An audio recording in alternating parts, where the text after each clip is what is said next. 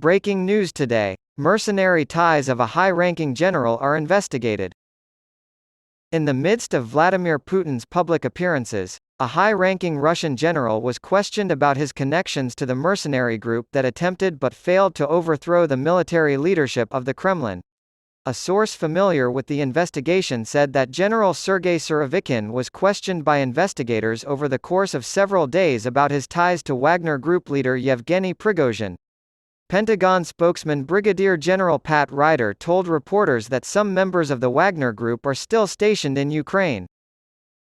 Overnight, Putin returned to Moscow from a trip to the south of Russia, where he had been trying to portray business as usual in the days following the mercenary rebellion, which posed the greatest threat to his nearly quarter-century of rule. According to a recent poll conducted by the non-governmental Levada Center, Russian public opinion in favor of peace talks with Ukraine has increased since Prigozhin's uprising. 8 percentage points more people are in favor of negotiations now than they were a month ago. The survey, set for release on Friday, found that the number of people in favor of continuing the fighting had dropped to 39% after the march by Prigozhin and Wagner fighters toward Moscow the previous weekend. Putin's approval rating did not change significantly after the upheaval, but Prigozhin's did. Before the mutiny on June 23, 19% of respondents were open to the idea of voting for him in the presidential election scheduled for 2024. After June 24, that number dropped to 6%.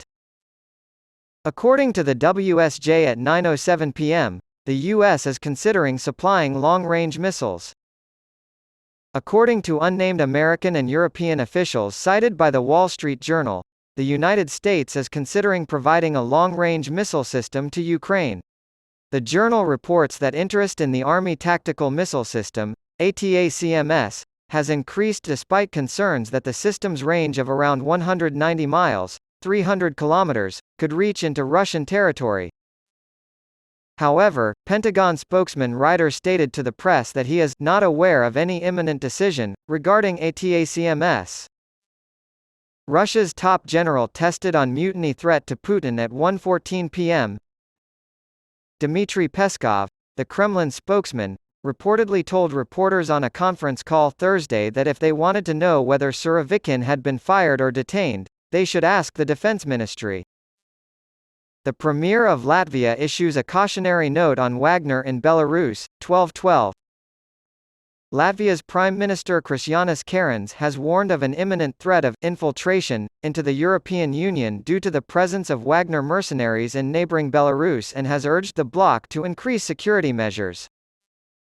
The threat will probably not be a frontal military threat, but the threat of infiltration into Europe for unknown purposes, Kariņš said in Brussels as EU leaders convened. That's why we have to keep a closer eye on the border and make sure it's under control. Polish border security will be increased while Wagner is in town, 11:04 a.m. Poland will increase patrols along its border with Belarus out of concern that hybrid warfare with its neighbor could be escalated by the presence of Wagner mercenary forces. At a press conference in Warsaw on Wednesday, Deputy Prime Minister Jarosław Kaczynski said, "We potentially have a new situation in Belarus with the Wagner presence. This is a dangerous situation for Ukraine, and it could be hazardous for Lithuania and us as well." Moscow's annual Strong Ideas for a New Time forum, where Putin is scheduled to speak this Thursday, has taken on new meaning this year. "We will be paying close attention to any comments or silence on the events of the past weekend." Putin was recently seen on state television mingling with locals in southern Russia, where he had traveled for a tourism development event the day before. The crisis was portrayed as over, but it was unclear how many people in the military and the security services knew about Prigozhin's plan to march on Moscow. At 8 a.m., EU heads will meet to discuss the bloc's responsibilities in terms of Ukraine's security. On Thursday, leaders from the European Union will meet in Brussels to discuss their organization's security guarantees for Ukraine. The language was recently added by France to a proposed version of the Lida's conclusions. With its training mission for Ukrainian soldiers and plans to send the country 1 million artillery shells, the EU wants its support for Kyiv to be clear. An EU diplomat has stated that member states want more information from France on what this entails. Separately, the United States, the United Kingdom, France, and Germany are negotiating bilateral security assurances for Ukraine. These are promises to keep providing weapons, training, and funding for the country's defense against Russia. The guarantees could be presented in July in Vilnius, on the margins of the NATO summit. Losses of Russian aircraft cause psychological shock, according to the UK, 7 a.m.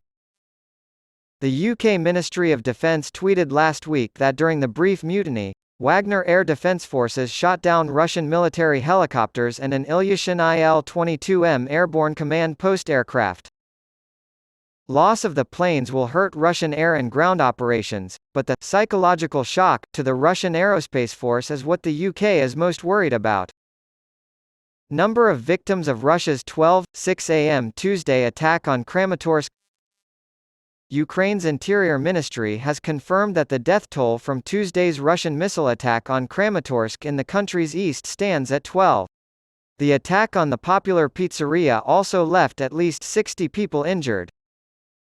The Associated Press reports that on Wednesday, Ukrainian authorities arrested a man they suspect of collaborating with Russia to direct the strike. Among the dead were 3 young adults. Ukraine's NATO future is a topic of conversation for Germany's defense minister, 1:08 a.m. Boris Pistorius, the German Minister of Defense, recently stated that there wasn't a clear date for Ukraine's possible membership in NATO, adding that there is the view that the future of Ukraine is in NATO is enough. While in Washington on Wednesday, Pistorius offered his thoughts on what happened after Prigozhin's attempted uprising. What happened and is happening in Russia has to worry us.